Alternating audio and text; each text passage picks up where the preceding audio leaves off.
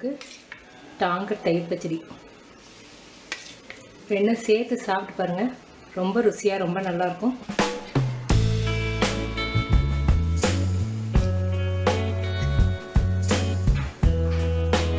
மிளகாய் வந்து இந்த சைஸில் 6 மிளகாய் எடுத்து கிள்ளி வச்சுருக்கேன்.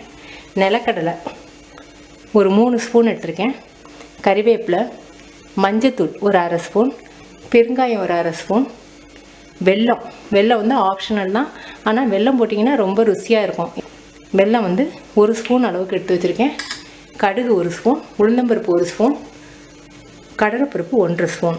பச்சரிசியை வந்து நல்லா அலசிட்டு ஒரு காட்டன் கிளாத்தில் உணர்த்தி அதை மிக்சியில் பொடி பண்ணிங்கன்னா அந்த மாதிரி குருணை மாதிரி வந்துடும்.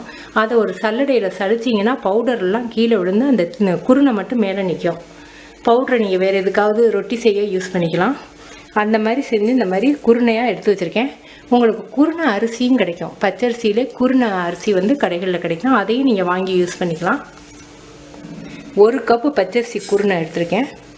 ஒரு லெமன் சைஸ்க்கு புளி எடுத்திருக்கேன். எந்த கப்பில் நம்ம அரிசி எடுத்தோமோ அதே கப்பில் தண்ணி எடுத்துக்குவோம்.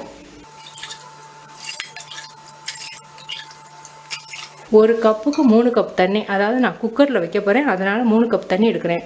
நீங்கள் பாத்திரத்தில் குக்கரில் வைக்காமல் பாத்திரத்தில் வச்சிங்கன்னா 4 கப் எடுக்கணும். இதை நல்லா கரைச்சி இந்த புளி தண்ணியை எடுத்துக்கலாம். நம்ம புளி பொங்கலுக்கு நல்லெண்ணெய் தான் நல்லாயிருக்கும். கொஞ்சம் அதிகமாக ஊற்றினா தான் புளி பொங்கல் நல்லாயிருக்கும். 50 ml எடுத்திருக்கேன். அதாவது 2 குழிக்கரண்டின்னு சொல்லுவாங்களே அந்த அளவுக்கு. நிலக்கடலை இது வறுக்காத கடலை, அதனால் நான் ஆரம்பத்திலே போட்டுறேன். அது வறுபட கொஞ்சம் லேட் ஆகும். நீங்கள் வறுத்த கடலையாக இருந்தால் எல்லாம் தாளித்த பிறகு கடைசியாக போட்டுக்கலாம். இப்போ கடலைப்பருப்பு, உளுந்தம்பருப்பு, கடுகு, மிளகாய், பெருங்காயம், மஞ்சத்தூள், கறிவேப்பிலை, இதில் புளிக்கரைசல் தண்ணி.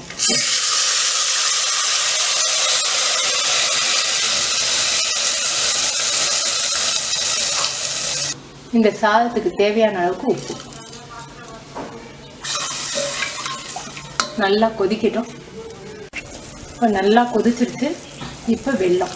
இப்போ நம்ம எடுத்து வச்சிருக்க அரிசி,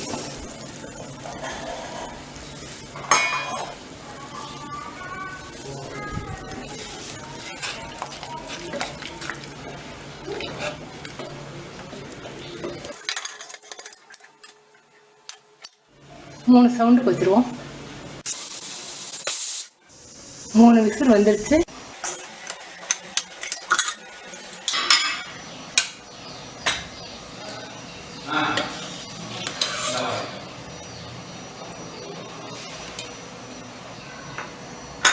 ரொம்ப நல்லா வந்திருக்கு.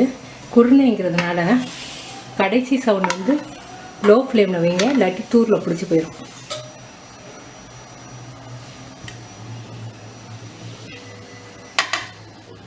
புளி பொங்கலுக்கு டாங்கர் தயிர் பச்சடி ரெண்டும் சேர்த்து சாப்பிட்டு பாருங்கள். ரொம்ப ருசியாக ரொம்ப நல்லாயிருக்கும். இப்போ 5 ஸ்பூன் வந்து உளுந்தம்பருப்பு எடுத்துருக்கேன். நல்லா செவக்க வறுத்துக்கணும். இப்போ ஓரளவுக்கு செவந்து இந்த உளுந்தம்பருப்பு வாசம் வந்துருச்சு. இப்போ 5 ஸ்பூன் உளுந்தம்பருப்புக்கு 1 ஸ்பூன் சீரகம். உளுந்தம்பருப்பு நல்லா செவந்து சீரகமும் நல்லா வாசம் வந்துருச்சு. இப்போ அமர்த்திடுவோம். அமர்த்தி வேறு பாத்திரத்தில் ஆற வச்சுருவோம். இதிலே ஆற வச்சிங்கன்னா சூட்டுக்கு கருகி போயிடும். உளுந்தம்பருப்பும் சீரகமும் நல்லா ஆறிடுச்சு. இதை நல்லா நைஸாக பவுடர் பண்ணிடுவோம். நல்லா நைஸாக பவுடர் பண்ணிட்டோம்.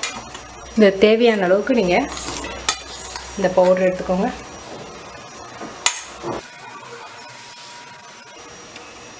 தயிர் தேவையான அளவுக்கு, மல்லித்தலை தேவையான அளவுக்கு, உப்பு, கொஞ்சம் தண்ணி ஊற்றிக்குவோம். ஏன்னா தயிர் ரொம்ப கெட்டி தயிராக இருக்குது.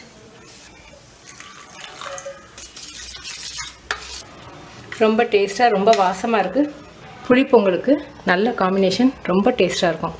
இதில் இப்போ கடுகு உளுந்த பருப்பு, வரமிளகாய் போட்டு, கறிவேப்பிலை போட்டு, பெருங்காயம் போட்டு தாளித்து கொட்ட வேண்டியதுதான். டாங்கர் பச்சடி ரெடி.